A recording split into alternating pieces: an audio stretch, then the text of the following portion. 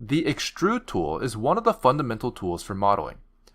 But what is the Extrude tool? Well, allow me to simply show you. If you select a face and click the Extrude tool in the Quick Tools menu, you'll see this yellow gizmo. This is a normal axis manipulator. But what does that mean? Well, it certainly doesn't look normal, and that's because normals are a type of vector related to faces. Simply put, the normal is the vector that sticks out perpendicular to the surface of a face. If we go ahead and left-click drag this manipulator, you'll notice that it duplicates the face and moves it along the normal axis. But it also creates new edges and faces between the original face you had selected and the new duplicate face to maintain a connection. This is extruding. You can also left-click drag anywhere else in the viewport instead to move the extrusion along your viewing plane.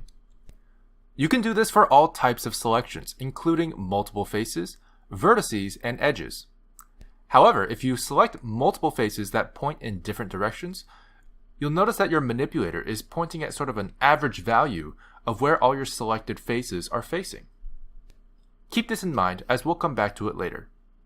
It's important to note that if you right-click while dragging the manipulator, you can cancel the extrude, but it will not remove the duplicate faces. This is intentional, as it allows you to create new geometry at the same location as the originally selected geometry. This can be very helpful when wanting to scale or rotate your extruded mesh. For example, what if we wanted to create a stack of connected cubes?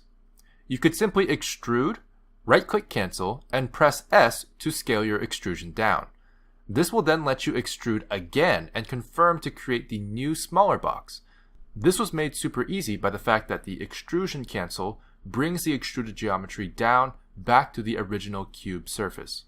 However, if you do this on accident and you want to remove the extrusion, just make sure you press Ctrl-Z to undo it properly. For hotkey users, simply press E as in extrude to begin moving the extruded selection along its normal vector. Right-click will do the same thing I mentioned before, and left-click will confirm your extrusion.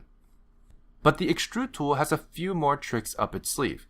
If you click and drag the Extrude tool icon in the Quick Tools menu, it will open up a sub-menu with more extrude options. The first option is our default option, so we'll skip that. But our next option is called Extrude Along Normals. This is what you might prefer to use if you select multiple faces that point in different directions. This will allow you to sort of push the geometry outwards along each individual face's normals, but still keep the faces connected to each other after extrusion. This is great for adding a layer of thickness to your mesh, for example. The next Extrude subtool is the Extrude Individual tool. This is extremely helpful for making certain faces extend out independently from its neighbors. For example, you could use this to create spikes or stylized bumps on a surface. Quick tip, this tool works best when faces are selected, not floating vertices or edges.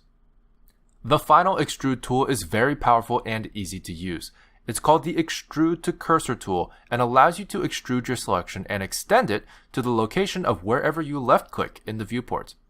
This will still be along your viewing plane, but allows you to work very roughly and quickly when you need to. For hotkey users, if you're in edit mode, you can actually access the Extrude to Cursor tool at any time by simply holding Ctrl and right-clicking. Now that we've learned about the Extrude tool, I'm going to go ahead and show you how to make that chair I made earlier. This is what we want to make, and here's how we do it with the Extrude tool. Simply select your cube, go into edit mode, and scale the cube down along the z-axis. We will then use the Loop Cut tool, which will be covered in its own video, to make some additional cuts on our cube. To use the Loop Cut tool, simply select it on the Quick Tools menu and left-click drag to create a tic-tac-toe pattern, like so. This will then allow us to use our Extrude tool. Using Face Select mode, select the faces you would want to use to form the back of the chair as well as the legs of the chair. You can then go to the Extrude tool and select the subtool Extrude Along Normals.